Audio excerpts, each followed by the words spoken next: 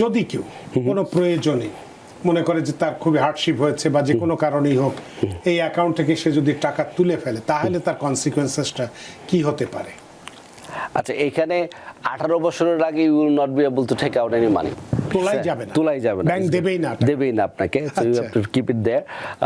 আর 18 এর পরে when the child will be eligible to take out the money, তখন আপনাকে পেনাল্টি চার্জ করবে। যারা এই 2025 সালের 1 জানুয়ারি থেকে বাবা হয়েছেন বা এই আগামীতে বাবা হবেন বা কেউ চিন্তা ভাবনা করছেন 27 সালে বাচ্চা বাবা হব, অথবা যারা 2016 সালের আমরা যদি 10 বছর হিসেবে ধরি $250 জন্য, সেই সমস্ত অভিভাবকরা যারা এখনো আজকুলি কালকুলি এরকম করছেন, সেই অভিভাবকদেরকে আপনি কি পরামর্শ দেবেন? যদি কেউ কোনো প্রয়োজনে মনে করে যে তার খুবই হার্ডশিপ হয়েছে বা যে কোনো কারণেই হোক এই অ্যাকাউন্ট থেকে সে যদি টাকা তুলে ফেলে তাহলে তার কনসিকুয়েন্সেসটা কি হতে পারে? আচ্ছা, এখানে 18 বছরের আগে you will not be able to take out any money. তোলাই যাবে না, ব্যাংক দেবেই না আপনাকে। So you have to keep it there. আর 18 এর পরে when the child will be eligible to take out the money, তখন আপনাকে পেনাল্টি চার্জ করবে ওরা। একটা পেনাল্টি নর্মাল আমরা জানি যে অন্য আপনার যদি আমরা দেখি যে অন্য যে কোনো ইনভেস্টমেন্ট অ্যাকাউন্ট যখন আপনি করেন ওখান থেকে আপনি যদি আর্লি উইথড্রয়াল করেন তখন আপনাকে অ্যাটলিস্ট 10% পেনাল্টি দেওয়া লাগে। তারপর আপনার marginal tax rate, ordinary tax rate যেটাকে বলা হয়, কারণ আপনার যদি ট্যাক্স রেট 30% থাকে, যে টাকাটা আপনি উইথড্র করবেন আপনি ওই ট্যাক্স রেট 30% দেবেন প্লাস এর উপরে 10% পেনাল্টি দেবেন। তো they will set some penalty and restrictions so that you cannot take out the money, and government will invest এবং they will use their resources to grow the money for you, so they want you, কারণ আপনি basically ওইভাবে চিন্তা করেন যে government এখন টাকাটা দিচ্ছে যাতে 18 বছর পরে আপনার ছেলে মেয়ে কোনো কারণে যাতে গভর্নমেন্টের বার্ডেন না হয়, অথবা 27 বছরের পরে তারা যাতে গভর্নমেন্টের বার্ডেন না হয়, right? They want to secure the future of your child, so they don't want you to use that money for your buying grocery or anything at this point.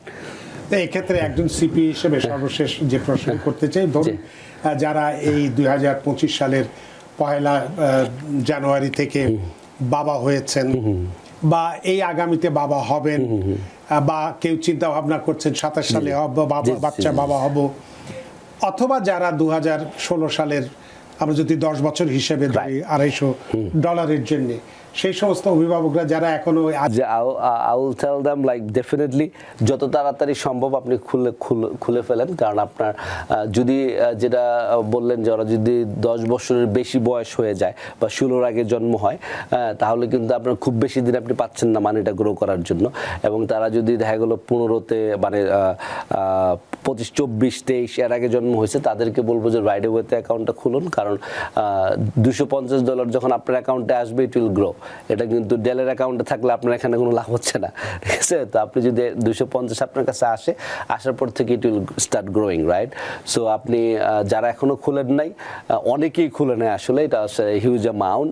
আপনি বলছেন যে আমরা অনেকবার বলছি টিভিতে, বাট অনেকেই খুলে নেয় এখনো, ঠিক আছে? রাইট, তো অনেক মানুষ যদি আরো খোলা, আর এটা আমি যে এক্সপ্লেইন করলাম যে আপনার অ্যামাউন্টটা যে বাড়বে, হিউজ অ্যামাউন্ট হবে, এবং ইটস এ গিফট, এবং আমাদের টেলিভিশন স্ক্রিনেও আমরা দেখি, রাইট, ইটস এ গিফট এবং ইটস গ্রো। আপনি বিশ্বাসই করতে পারবেন না যে এত টাকা।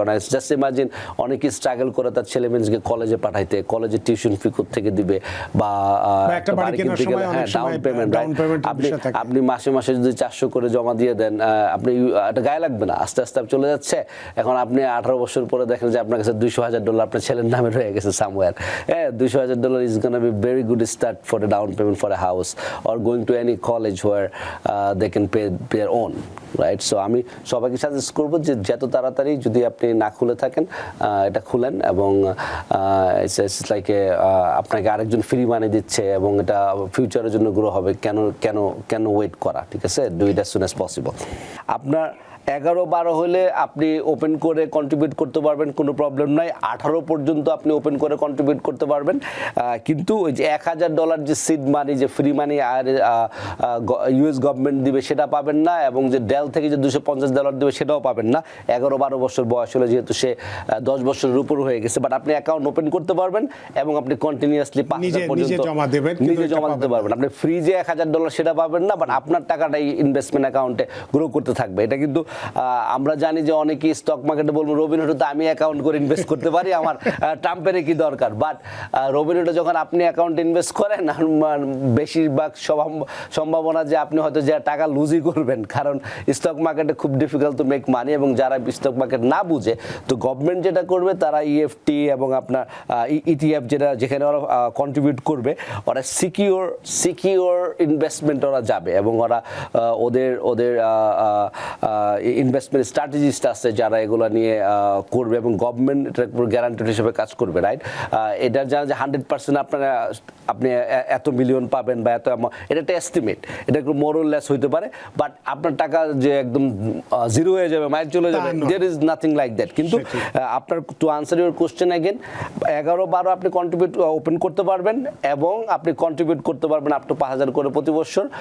সেম রুল অ্যাপ্লাই, $250 করে বা আপ টু 5,000 করে আপনার এমপ্লয়ার 2,500 পর্যন্ত কন্ট্রিবিউট করতে পারবে, কোনো প্রবলেম নাই।